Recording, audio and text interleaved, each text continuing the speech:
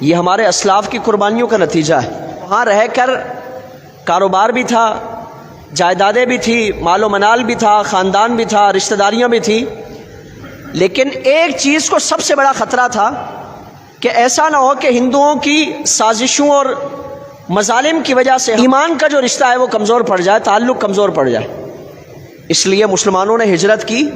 ہر شخص اس خیال کی وجہ سے ہجرت کرتا تھا کہ باری تعالیٰ اگر پاکستان پہنچنا نصیب ہوا تو ہم اپنے ایمان کے سلامتی کو پالیں گے، لیکن اگر پاکستان پہنچنا نصیب نہ ہوا تو یہاں کے فتنے سے کم از کم ہم بچ جائیں گے۔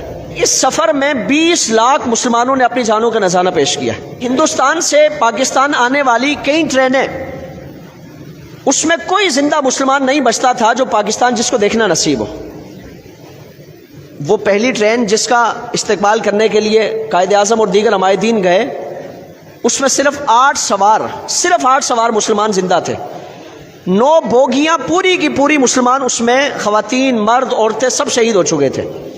راستے میں کوئی ایسا علاقہ نہیں تھا کہ جس میں ہندوؤں اور سکھوں سے ہمارے مسلمان بھائی، ہماری بہنیں وہ محفوظ رہ سکیں۔ اپنی کرپانوں پر مسلمان بچوں کی لاشوں کو اٹھا کر گھمایا جاتا تھا۔ خواتین اپنی عزتیں بچانے کے لیے اندھے کنووں میں چھلانگیں مار دیتی تھی، جان کی پرواہ نہیں ہے، کم از کم عزت تو بچ جائے گی۔ والدین اپنی بچیوں کی عزتیں بچانے کے لیے اپنے ہاتھوں سے ان کو قتل کر دیتے تھے۔ ایک واقعہ میں نے پڑھا، ایک مسلمانوں کا قافلہ کماد کے کھیت میں پناہ لیے ہوئے تھا، ایک ہندوؤں کی ٹولی گزر رہی تھی۔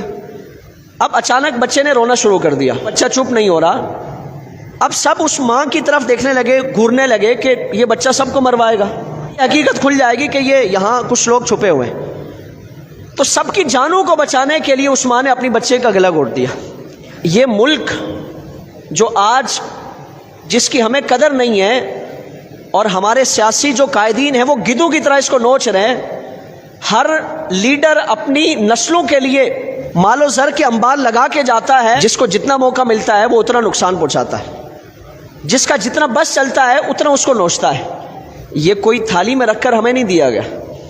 پنجاب کے علاقوں سے آنے والے افراد، چونکہ وہاں سکھ ویسے تو بربریت میں آج تو مظلوم بنے ہوئے ہیں، اللہ رب العالمین کی لاٹھی بے آواز ہے، دنیا میں بھی اللہ تعالیٰ انتقام لیتا ہے۔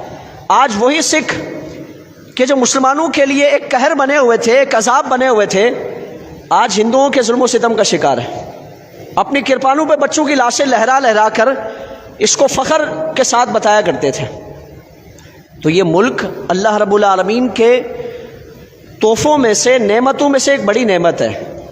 ہمارے اسلاف کی قربانیوں کا ثمرہ ہے، اللہ تعالیٰ کا شکر ادا کیا جائے۔ آپ صلی اللہ علیہ وسلم نے جب مکہ فتح فرمایا، حضور نے 2 رکعت شکرانے کے ادا فرمائے۔ اللہ کرے کہ ہمیں یہ شعور نصیب ہو، یہ احساس نصیب ہو کہ نمازوں کے ذریعے ہم اللہ کے شکر ادا کریں کہ باری تعالیٰ تیرا شکر ہے کہ تو نے اس دن یہ عظیم نعمت ہمیں عطا فرمائی۔ انکساری کے ساتھ اللہ کی بارگاہ میں دعائیں مانگیں، شکر ادا کریں کہ باری تعالیٰ یہ تیری نعمت ہے، اس نعمت کی قدر کرنے کی ہمیں توفیق عطا